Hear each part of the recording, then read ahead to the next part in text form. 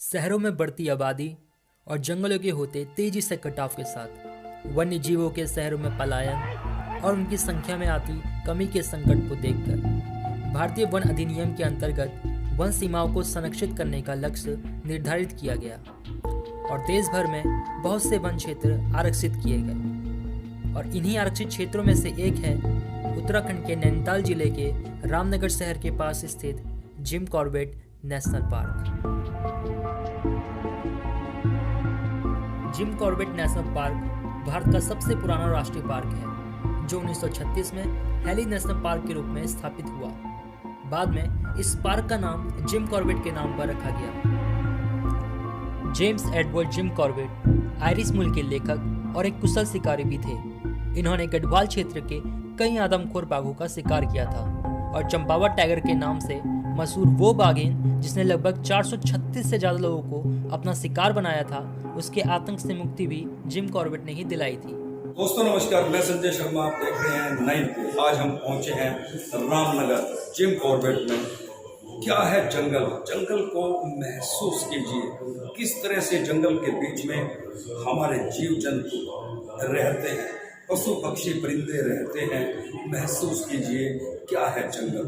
वास्तव में जो वन्य प्राणी हैं उनसे हमारा गहरा लगाव और हमारा उनसे गहरा लगाव है, लेकिन हमारे उनके जो बीच की दूरी है, जो मिथकों का दौर लगातार जारी है, कहीं ना कहीं दंत कथाएं जुड़ी हुई हैं, मिथक जुड़े हुए हैं, उन सब पर जो है पूर्ण विराम लग जाता है जंगल में आने के बाद, यात्रा कर लेने के बाद, कि वास्तव में जंगल क्या है उसको समझिए, महसूस कीजिए। वो तमाम सारी बातें यहाँ आप देख सकते हैं। Corbett tiger reserve Jim Corbett Ramnagar में इस म्यूजियम के अंदर दर्शाई गई हैं। तमाम बातें जंगल से जुड़ी, वो तमाम रहस्य क्या है जीवन जंगल का, जंगल को महसूस कीजिए। तो आइए चलते हैं इस जंगल के सफर में और जानते हैं क्या है जंगल। म्यूजियम में ये जो आप देख रहे हैं, जो सजो करके रखे हैं हमारी सरकार ने, उनके बारे में भी मैं आपको जानकारी दे दूँ। पहले आप तस्वीरों में देख लीजिए उनका इतिहास क्या है। क्रमवार मैं आपको बताऊँगा। ये जो बाल आप देख रहे हैं, इसके आगे जो बोर्ड लगाया गया है, शापट लगाया गया है, प्रजाति बाघ। ये जो लगाया गया है, इसके बारे में जानकारी यह है कि इनकी मृत्यु 25 फरवरी 1986 को हुई थी। ये कहाँ से मिले? पीपल पड़ाव टाइगर रिजर्व के बाहर यह बाघ की कुदरती मृत्यु हुई थी, जो आज म्यूजियम में सजो करके रखे गए हैं। ये कंकाल आप देख रहे हैं। इसकी प्रजाति, मृत्यु की तिथि, प्रजाति बाघ। ये देखिए कंकाल, बाघ का ये कंकाल है और इसके बारे में इसका बताया गया है कि इसकी मृत्यु 1981 में हुई थी। बाघ का कंकाल तंत्र वर्ष 1981 धनगढ़ी बफर बीट में पाया गया। तो आप तस्वीरें देख सकते हैं। और ये जो बाघ है, इसके बारे में अहम जानकारी मैं आपको बता दूं। अहम जानकारी ये है, इसका विवरण यहाँ पर दिया गया है कि 14 दिसंबर 1982 को बंगा झला सोत टाइगर रिजर्व के बाहर यह बाघ उस क्षेत्र के प्रमुख नर के साथ क्षेत्रीय लड़ाई में मर गया था। तो देखिए यह बाघ जो है उस क्षेत्र के प्रमुख नर के साथ मर गया था। तो ये जो जिम कॉर्बेट है आखिर क्या है, क्यों जिम कॉर्बेट के नाम से जाना जाता है, मैं उसका थोड़ा सा इतिहास आपको बता दूं। जिम कॉर्बेट के शुरुआती एडवर्ड जेम्स कॉर्बेट का जन्म 25 जुलाई 1875 को नैनीताल में हुआ था। उनके पिता का नाम क्रिस्टोफर विलियम कॉर्बेट और माता का नाम मैरी जैन था। उनके पिता नैनीताल में पोस्टमास्टर थे। उनकी मां नैनीताल की पहली एस्टेट एजेंट थी। क्रिस्टोफर विलियम ने छोटी हल्द्वानी के बाहर काला डूंगी में अपना घर बनाया था, जहां उन्हें कुछ जमीन दी गई थी। उन्होंने घर का नाम एरुंडेल रखा था, जिसमें विभिन्न फलदार पेड़ लगे हुए थे। 1881 में क्रिस्टोफर की मृत्यु के बाद कॉर्बेट परिवार घाटी के उस पार आयरपत्ता नामक स्थल पर चला गया, जो कि काला डूंगी से 1000 फीट से अधिक ऊंचाई पर है। उन्होंने वहाँ घर बनाया, उनका नाम गरनी हाउस रखा।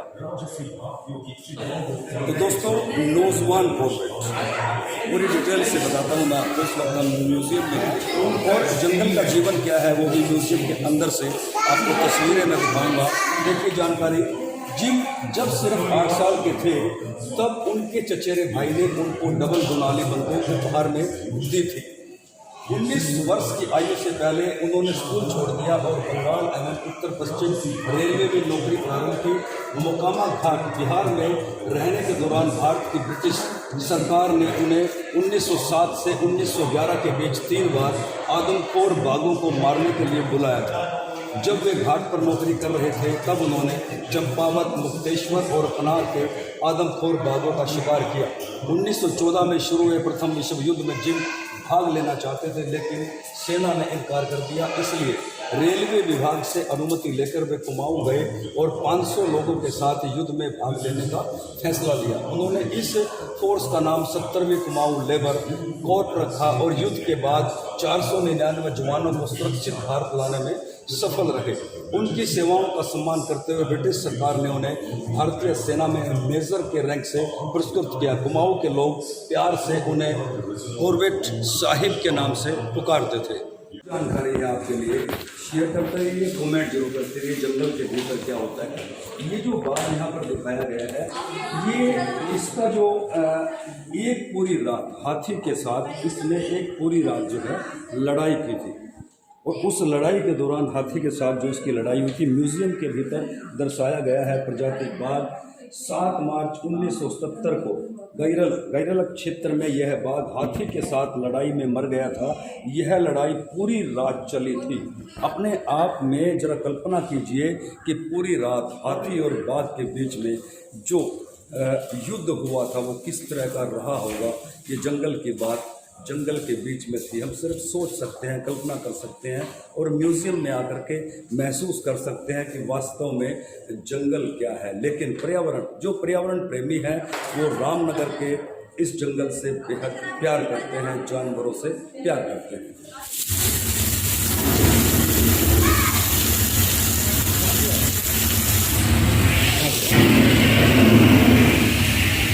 दोस्तों, म्यूजियम के अंदर बरसात के दिनों में जंगल के अंदर का जीवन क्या होता है म्यूजियम के अंदर दर्शाया गया है।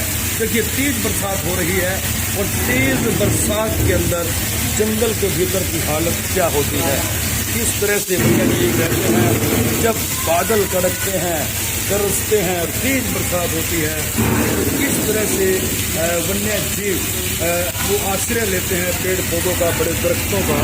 यहाँ बड़े सुंदर तरीके से दिखाया गया है। देख सकते हैं आप सीधा लाइव तस्वीरों में, जो रामनगर में नहीं पहुँचे आज तक के, इस तरह से इसमें दिखाया गया कि तेज बरसात हो रही है, बिजलियाँ कड़क रही हैं और तूफान है गहरा।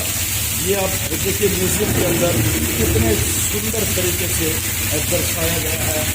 जबरदस्त हो रही है और इस बरसात के बीच में इस तरह से जो है जंगली जानवर, तेज बरसात, आंधी, बिजलियां कड़क रही हैं और वो जो है बड़े बड़े दरख्तों के नीचे शरण ले रहे हैं। ये सीधा दिखाया गया है म्यूजियम के अंदर। गजब का नजारा देखिए। जंगल के भीतर की ये तस्वीरें देखिए, आप देखकर खुश हो जाएंगे। बड़ी सजो करके म्यूजियम में रखी गई है प्रजाति चीतल भ्रूण, लगभग 5 माह, मृत्यु की तिथि 1980, प्राप्ति स्थान धनगढ़ी वन क्षेत्र में मृत पाया गया था। ये जो है चीतल जो हिरन है उसका भ्रूण जो है यहाँ पर सजो कर रखा गया है। प्रजाति किंग कोबरा, प्राप्ति ढेला वन क्षेत्र के गश्त के दौरान मृत पाया गया था। ये किंग कोबरा सांप जो अति खतरनाक होता है। तेंदुए का भ्रूण 80 से 90 दिन का ये भ्रूण जो है यहाँ म्यूजियम में सजो करके रखा गया है। इसी तरह से बाघ का भ्रूण लगभग 30 दिन का ये भ्रूण है जो साजगढ़ी सोत के पास मृत पाया गया था। इसे भी जो है यहाँ सजो करके रखा गया है। तो आप भी जो है जो वन्य प्रेमी हैं वो यहाँ आए और जंगल का अवलोकन करें कि वास्तव में जंगल का जीवन क्या होता है। जंगल का जीवन, वास्तव में जंगल का जीवन क्या है। म्यूजियम में, रामनगर म्यूजियम में देखिए, यहाँ बड़े ही सुंदर तरीके से उकेरा गया है। देखिए, आप देख सकते हैं गजराज, विशालकाय हाथी यहाँ दिखाई दे रहा है। जंगली बड़े बड़े पौधे पेड़ वृक्ष जो है यहाँ पर लगाए गए हैं और ये हाथी जो है अपने मासूम बच्चे के साथ दिखाया गया है, परिवार के साथ दिखाया गया है। जंगल का जीवन एक तरफ जो है टाइगर भी दिखाए गए हैं, जंगली सुअर भी जो है यहाँ पर दिखाए गए हैं। उधर आप देख सकते हैं कि भालू, उधर आप देख सकते हैं हिरन, बारहसिंगा, और देखिए दरख्त के ऊपर बड़े विशाल काय पेड़ के ऊपर बाघ जो है किस तरह से घात लगाए बैठा है। म्यूजियम में एक बार आइए और यहाँ आकर के महसूस कीजिए कि जंगल का जीवन क्या है। आइए इसी क्रम में आगे बढ़ते हैं। म्यूजियम में यहाँ क्या दर्शाया गया है, देखिए पूरी तरह से नदियों में जीवन। नदियाँ कॉर्बेट प्रमुख नदी घाटियाँ हैं। छोटे नदी नाले पूरे क्षेत्र में से आड़े तिरछे गुजरते हुए कई स्थानों पर बड़ी नदियों में मिल जाते हैं। आखिर में वे प्रमुख नदियों को बनाने के लिए उनमें मिल जाते हैं। रिजर्व की नदियां और नाले अपने विशिष्ट जैव विविधता के आश्रय स्थल है। कॉर्बेट टाइगर रिजर्व की मछलियों में लुप्त प्राय महासीर शामिल है, जो आमतौर पर पूरी रामगंगा नदी के साथ साथ बने छोटे तालाबों में दिखाई देती है। देख सकते हैं पूरी तरह से कितने सुंदर तरीके से, ये देखिए न केवल जानवर बल्कि जो परिंदे हैं, अलग अलग प्रजाति के परिंदे, मगरमच्छ भी आप देख सकते हैं कि वन्य जीवन जो है यहाँ इस जंगल में, ये देखिए तमाम परिंदे जो है यहाँ पर उकेरे गए हैं। किस तरह से जंगल के भीतर रहते हैं। अलग अलग प्रजाति के पक्षी भी जो है यहाँ पर दिखाए गए हैं। म्यूजियम के भीतर देखिए कितने सुंदर तरीके से घास के मैदान के बीच में जो वन्य जंगली जानवर हैं, हिरन है, पानी के भीतर अलग अलग किस्म की मछलियां हैं, शेर है, तेंदुए हैं, बंदर हैं, वो किस तरह से जंगल के बीच में रहते हैं। देखिए म्यूजियम में ये बहुत सुंदर तरीके से दिखाया गया है। शेयर करते रहे। और आपसे भी मेरा निवेदन है कि जो पर्यावरण प्रेमी हैं, जो जीव जंतु जानवरों से मोहब्बत करते हैं, वो एक बार रामनगर क्षेत्र में जरूर आए और जानें कि जो प्रकृति है वो वास्तव में है क्या। तो दोस्तों, जंगल को महसूस करें, पर्यावरण को महसूस करें, पर्यावरण प्रेमी बने, जंगल को महसूस करें। देखिए म्यूजियम के भीतर किस तरह से दर्शाया गया है, जंगल को महसूस करें। देखिए हरा भरा ये जंगल है, जबरदस्त, मतलब इतने सुंदर तरीके से म्यूजियम को बनाया गया है। जंगल को महसूस करें। इस वीडियो में यहाँ दर्शाया गया है कि जंगल को महसूस करें।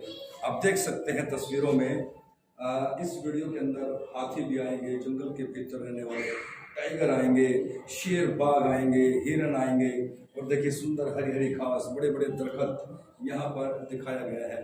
शेयर करते रहिए। जो रामनगर में नहीं आज तक जिम कॉर्बेट को देखने के लिए, जंगल को महसूस करने के लिए, वो इस वीडियो में घर बैठे ही जंगल की जानकारी प्राप्त कर सकता है। लेकिन मेरा आपसे निवेदन है कि जब भी समय लगे तो जिम कॉर्बेट रामनगर में जरूर आएं और फिर जंगल का महसूस करें, जंगल का आनंद लें, पर्यावरण का आनंद लें कि किस तरह से जंगल होता है और जंगल का जो जीवन है वो वास्तव में क्या है। Jim Corbett Ramnagar national park के म्यूजियम में इस वक्त हम मौजूद हैं और यहाँ की सीधी तस्वीरें आप देख रहे हैं। म्यूजियम के भीतर का दृश्य मैंने आपको दिखाया और बाहर देखिए किस तरह से बाघ जब गुस्से में होता है और बाघ जब हमला करता है तो ये उसका एक रूप होता है। पंजे खुले होते हैं, अटैकिंग मोड में। म्यूजियम के अंदर ये देख सकते हैं आप कि बाघ किस तरह से अटैक करता है। जब बाघ आक्रामक होता है तो देखिए किस तरह से उसका शरीर तना हुआ होता है। ये एक आकृति यहाँ पर जो है उकेरी गई है। बाघ इस तरह से अटैक करता है अपने दुश्मन पर, या जब उसे भूख लगी होती है या जब वो आक्रामक मूड में होता है तो इस तरह से उसका शरीर पूरी तरह से तना हुआ होता है। पूरे म्यूजियम का अवलोकन मैंने आपको कराया। क्या है जंगल, आपने लगभग जंगल को महसूस कर लिया होगा। अब एक बार मैं फिर आता हूँ जिम कॉर्बेट, जिनके नाम से ये पूरा का पूरा जंगल है, जिम कॉर्बेट है और दूर दूर से लोग यहाँ आते हैं। अब मैं आता हूँ अंत में। शिकारी से संरक्षणवादी हो गए थे। जिम कॉर्बेट को 1907 से 1938 के बीच 1 दर्जन आदमखोर बाघों और तेंदुओं को मारने का श्रेय दिया जाता है। 1930 में कॉर्बेट के जीवन में एक बत्तख की शूटिंग की घटना ने उन्हें खेल के लिए शूटिंग से दूर कर दिया। वे 3 सैन्य अधिकारियों के साथ गए थे जिन्होंने 300 जलपक्षी मुर्गाबी मारे और नाश्ते के लिए कुछ ही ले गए। बाद में वे सिर्फ उचित आधार पर ही आदमखोर को मारने के लिए सहमत होते थे और आदमखोर प्राणियों के साथ सहानुभूति रखने लगे थे। उन्होंने आदमखोरों को मारने के लिए सरकारी इनाम स्वीकार नहीं किए।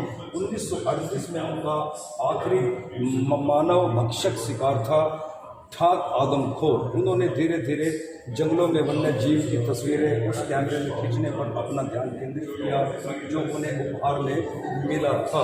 वे तब के संयुक्त प्रांत उत्तर प्रदेश, उत्तराखंड आदि में मनुष्य द्वारा शिकार किए जाने वाली हिंसक प्राणियों के संरक्षण के लिए संगठन बनाने वाले अग्रणियों में शामिल थे।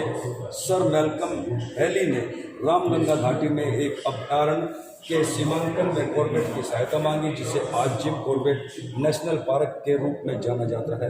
प्रसिद्ध शिकारी से वन्य जीव संरक्षणवादी बने कॉर्बेट को सम्मानित करने के लिए इंडो चीन बाघ की प्रजाति को पैंथेरा ट्रिक्स कॉर्बेटी नाम दिया गया है। यहाँ जरूरी है कुछ जानना, यहाँ जरूरी है कुछ बातें जो जंगल के बारे में जानने पर हम ध्यान रखें, धैर्य रखें, वन्य जीवों से हमेशा सुरक्षित दूरी बनाए रखें, हल्के रंग के कपड़े पहने, चमकीले रंग के कपड़े बिल्कुल ना पहने, ऑडियो प्लेबैक का उपयोग ना करें, शोर ना करें, वन्य जीवों की तस्वीर लेते समय फ्लैश का उपयोग न करें, पक्षी के घोंसले की फोटोग्राफी अनैतिक है, जंगल में हमेशा नियम और कानून का पालन करें, अपनी जंगल यात्राओं के दौरान अच्छा दूरबीन और फील्ड गाइड साथ में जरूर रखें। तो दोस्तों, आप जान रहे हैं जंगल का जीवन।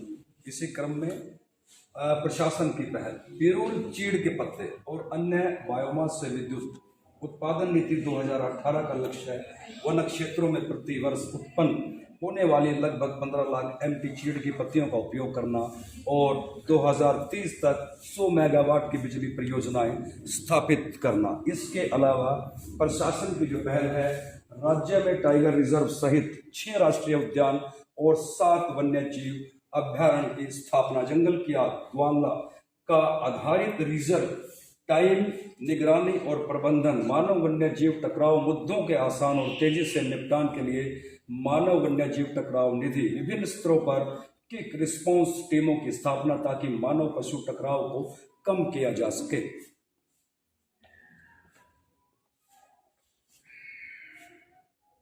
इतने सुंदर तरीके से म्यूजियम के अंदर उकेरा गया है जंगल के आसपास जो ग्रामीण लोग रहते हैं वो किस तरह से रहते हैं, और जंगल के अंदर से किसी भी वक्त हाथी आ सकता है, अन्य जंगली जानवर आ सकता है।